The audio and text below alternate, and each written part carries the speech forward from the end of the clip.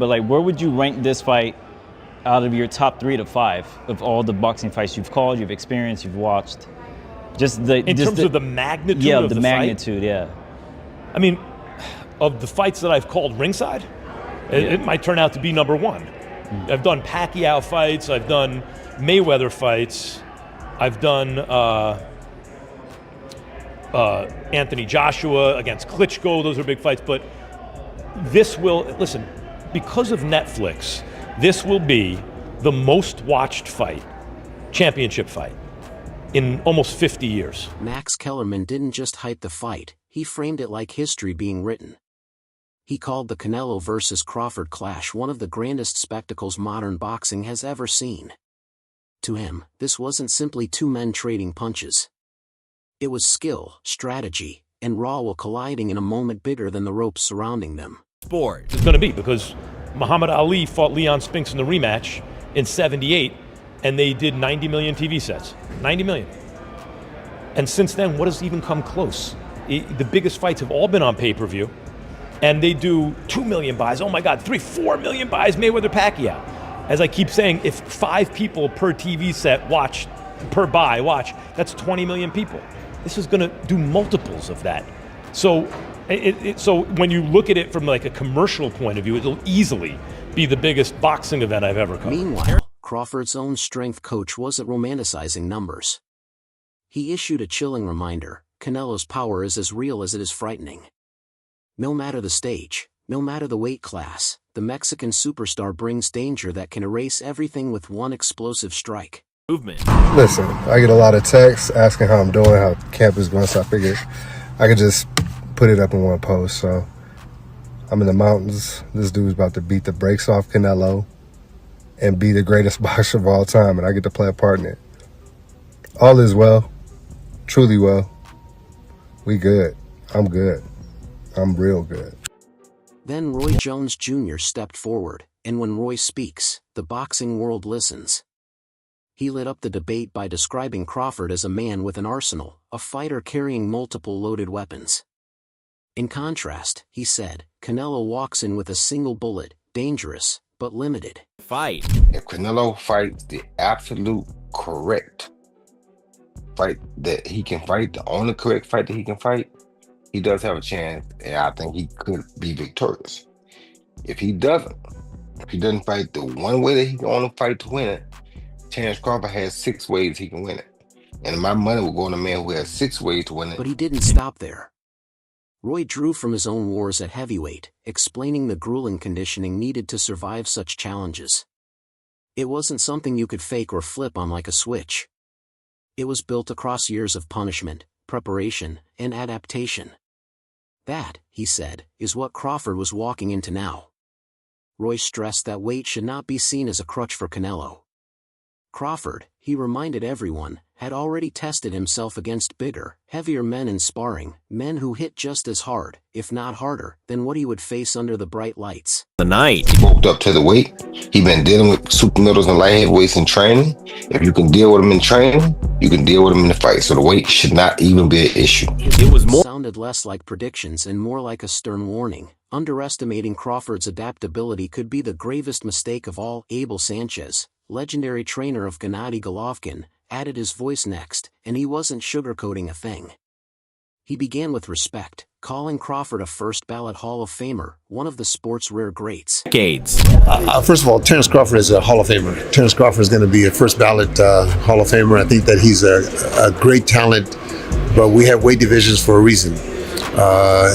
If Terence had taken maybe 2-3 years and fought 3 or 4 guys at that weight, to prepare for Canelo, I think it'll be a better fight. Sanchez is explained that even when Canelo doesn't hunt for a knockout, his style wears opponents down like a slow, merciless tide.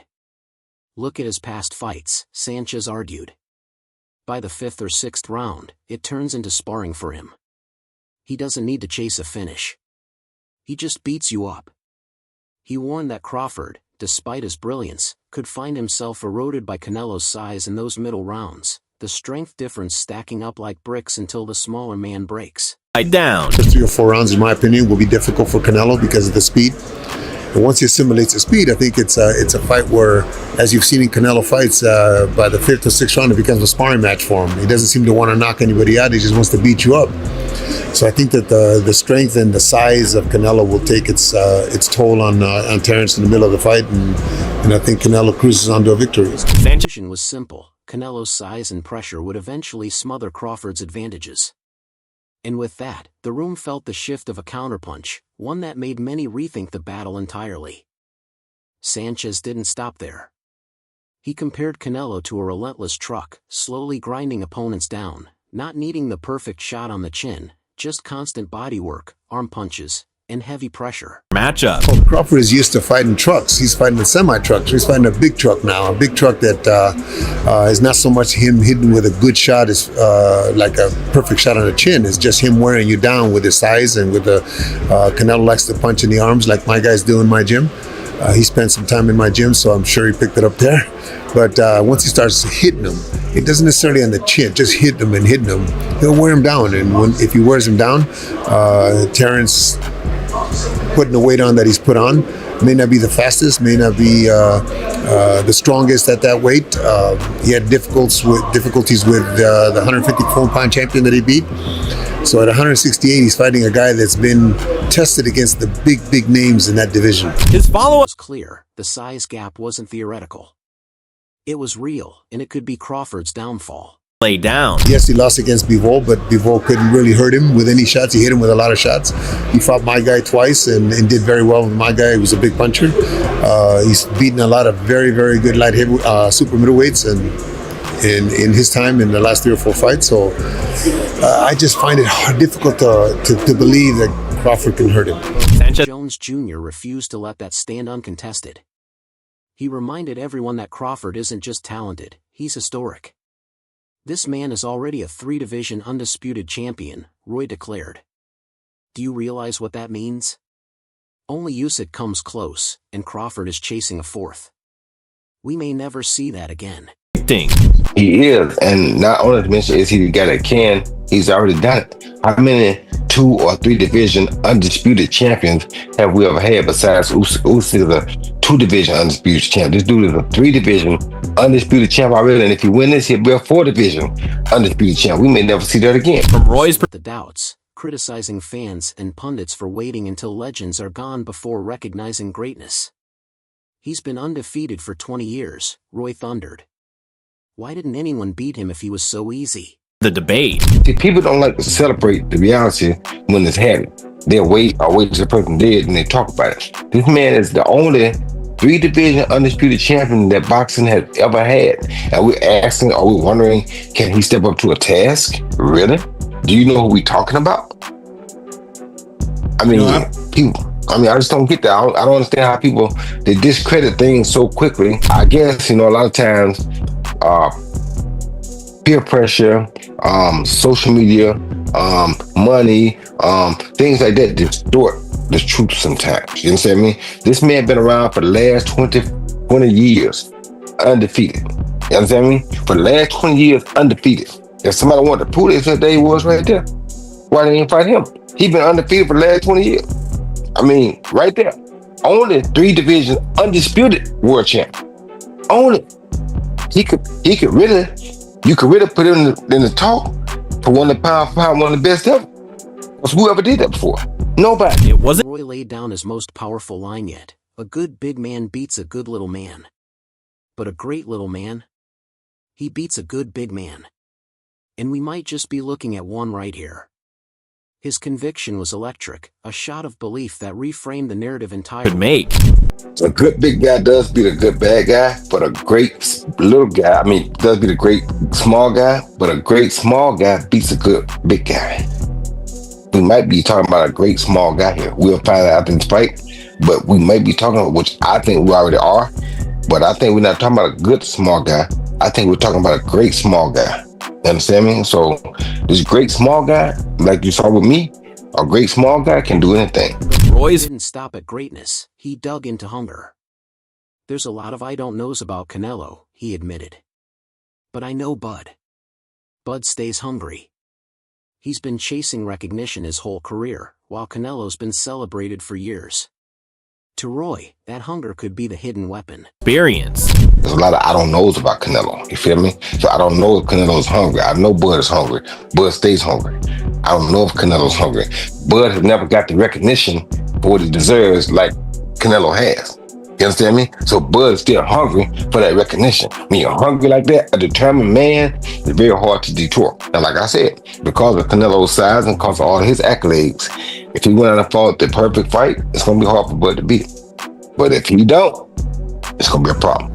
Johnson entered next, reluctant to declare a winner but acknowledging the weight issue. Canelo's just the naturally bigger. Made a comment. I don't know. I want to say Crawford, but it's like you can't speak on Canelo either. 168. That's a 50-50 fight. Johnson's work Walks around at 180, maybe 200, compared to Crawford at a blown-up 168. is the fight. I just feel like Canelo naturally the bigger man. Like Canelo probably walking around probably easy 195, maybe even 200. Compared to what Crawford walking around blown up 168. Johnson's Lennon Jr., the voice of boxing nights, echoed the uncertainty. He wondered if moving from lightweight to super middleweight was simply too much. lights. I tell you, I tend to always think the naturally bigger fighter is going to have an advantage. I'm just, with the Crawford moving up, he was a 135-pound champion. They had 40, fantastic champion. 47 then, and then 54 is 68 too much. That's really a big jump. But I tell you, a lot of people I respect just say, no, he's going to be favored on that. So I don't know what to say, but He wasn't just Also admitted, this was the kind of fight that could prove weight doesn't always decide destiny. quite unique. Canelo's a great fighter and a smart fighter, and two fighters in the pound for pound best. Getting it on. That's nice for boxing. Yeah, that's a tough one. That's a tough one to say. But certainly he should be considered. He should be in that discussion, and people could argue that either way for a while. But if he does it, you always wonder. Will people say that Canelo was going down and he had had enough? That there might be an excuse for that. So, we'll see. But it'd be quite a feat if he does beat Canelo. That'd be amazing. As his Porter added fuel to the fire by going on record. I'm picking Crawford. He's going to shock the world. to a new level. I'm going to say this, and it didn't take me going to camp to say this. This is my first time saying this.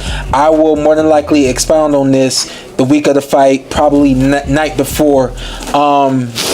I think Crawford's going to get the job done. I am officially picking Crawford to win this fight.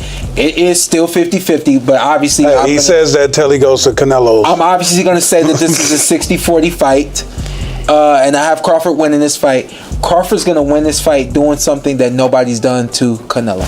Sean Zill closed by saying that if Crawford wins, it won't be by dancing circles like others tried. It'll be by adapting, changing rhythm, and forcing Canelo to react. Victory. Crawford's going to win this fight. He'll surprise people in the fashion he does it in. Because a lot of people picking Crawford, they think foot speed and turn Canelo all night. And I'm like, nah, he's born victor. No, it's just he's definitely a lot better than the guys of the last couple years who have tried to beat Canelo that way. Billy Joe, Caleb. But even though he's better than them, it didn't. That game plan, it just didn't. It didn't work. So it's not going to look like that if Crawford pulls this off. It's going to look different than that. To your point. Zittle's came the final thought. This isn't just another fight. It's skill against size. Hunger against legacy. One mistake could define history. So, we ask you, can Crawford's fire overwhelm Canelo's experience? Or will the bigger man slowly break him down? Fight. Canelo Alvarez takes a ridiculously good shot, which we all know. I got this wrong with Berlanga and Shiraz. I said maybe, Shiraz is the more skilled guy, but maybe Berlanga... Your heart got you. Yeah, I'm from Brooklyn. But maybe Berlanga being the natural 68 and supposed to be the harder puncher, maybe that offsets the skill advantage for Shiraz. Didn't work out. But maybe to Virgil's point, and even Amir, who's picking Crawford, conceded this, maybe that edge and IQ and overall skill of Crawford is just going to be negated by a much more significant advantage in punching power and taking power. Drop your predictions in the comments, and don't forget to subscribe for more.